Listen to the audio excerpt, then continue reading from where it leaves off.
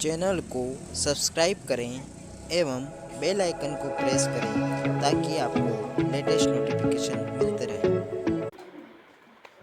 सभी साथियों को नमस्कार। एजुकेशन स्पेशल यूट्यूब चैनल में आप सभी का स्वागत है।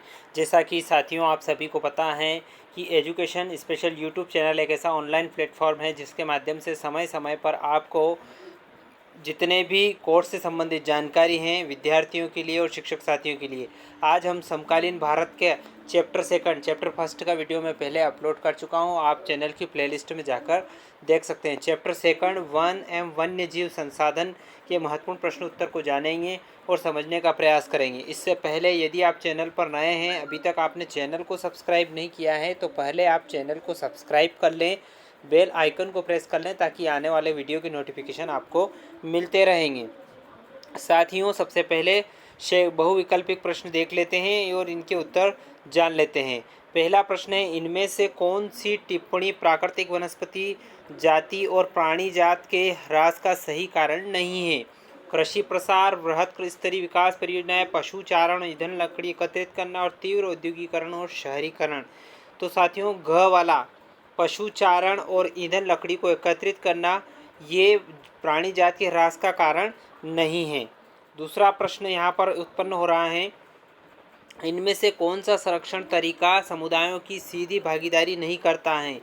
तो संयुक्त वन प्रबंधन, चिपको आंदोलन, बीज बचाओ आंदोलन और वन्य जीव पशु आहार का परिसीमन, ये संरक्षण जो तरीका है समुदाय को सीधी भागीदारी नहीं करता है। इसका सही उत्तर है वन्य जीव पशु विहार का परिसीमन। अब अगले में बात करते हैं, निम्नलिखित प्राणियों और पौधों को उनके अस्तित्व के वर्ग से मेल करना है। मैं यहाँ पर उत्तर आपको डायरेक्ट बता देता हूँ। काला हिरण के लिए संकटग्रस्त आएगा। एशियाई हाथी की बात करें तो सुभेद्य, अंडमान जंगली सुअर की बात करें तो स्थानिक, और हिमालयन भूरा भालू की बात करें तो दुर्लभ, और गुलाबी सिर वाली बतख की बात करें तो ये लुप्त हैं। अस्तित्व वर्ग की बात करें। अगले में निम्नलिखित का मेल करें। आरक्षित वन किसे कहते हैं? तो वन और वन्य जीव संसाधन संरक्षण की दृष्टि से सर्वाधिक मूल्यवान वन जो होता है वो आरक्षित वन कहलाता है। बात करते हैं रक्षित वन। वन भूमि जो अधिक शरण से बचाई जाती है उसको रक्षित वन कहा जाता है। और अवर्गीकृत भूमि की बात करें तो सरकार, व्यक्तियों के निजी और समुदायों के अधीन वन्य और बंजर भूमि को अवर्गीकृत भूमि कहा जाता है। अगला प्रश्न है, निम्नलिखित प्रश्नों के उत्तर लगभग 30 शब्दों में दीजिए। अति लघु उत्तरीय प्रश्न जिनको हम कह सकते हैं। जैव विविधता क्या है और मानव जीवन के लिए किस प्रकार से महत्वपूर्ण है? जैव विविधता वन्य जीवन और कृषि फसलों में विविधता का प्रतीक है। यह मानव जीवन के लिए बहुत ही महत्वपूर्ण है क्योंकि यह मानव की विभिन्न आवश्यकताओं की पूर्ति करता है। बात करते हैं अगले प्रश्न की। विस्तार पूर्वक बताएं कि मानव क्रियाएं किस प्रकार प्राकृतिक वनस्पति जात और प्राणी जात के ह्रास के कारक हैं।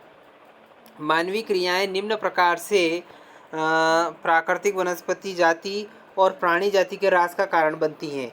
पहला बिंदु है, मानव अपने स्वार्थ के अधीन होकर कभी ईंधन के लिए तो कभी कृषि के लिए वनों को अंधाधुंध काटता है। इससे वन्य वनस्पति तो नष्ट होती ही है, साथ ही अन्य वन्य जीवों का प्राकृतिक आवास भी छीन जाता है। दूसरा बिंदु है, जब उद्योगों को, खासकर रासायनिक उद्योगों का कूड़ा कचरा खुले स्थानों पर फेंका जाता है तब भूमि प्रदूषित होती है।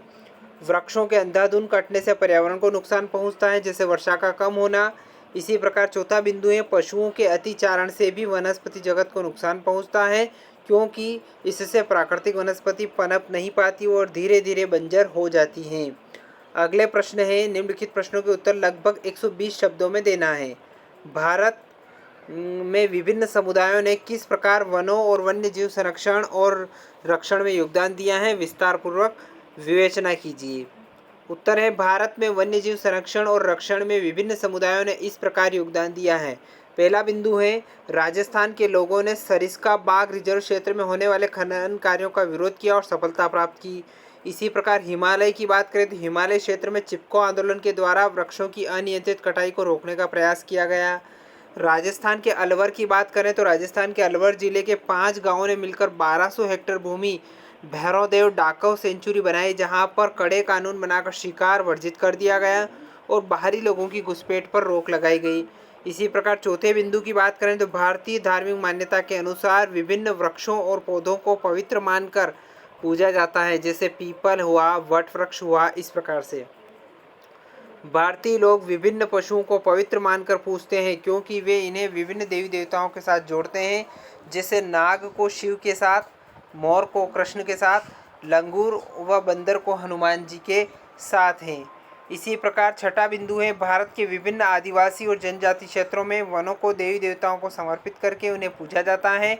राजस्थान में इस तरह के क्षेत्रों को बणी कहा जाता है।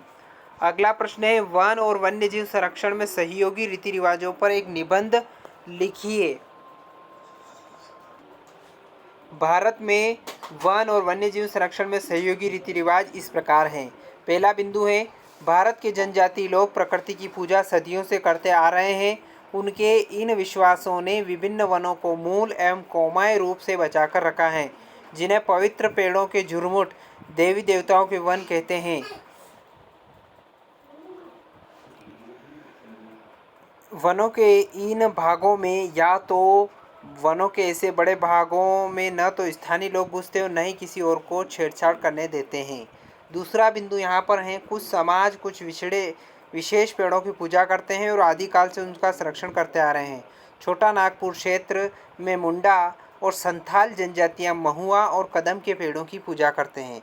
इसी प्रकार उड़ीसा और बिहार की जनजातियों की बात करें तो बिहार की जनजातियाँ शादी के समय इमली और आम के पेड़ों की पूजा करते हैं। कई लोग पीपल और वट की पूजा भी करते हैं।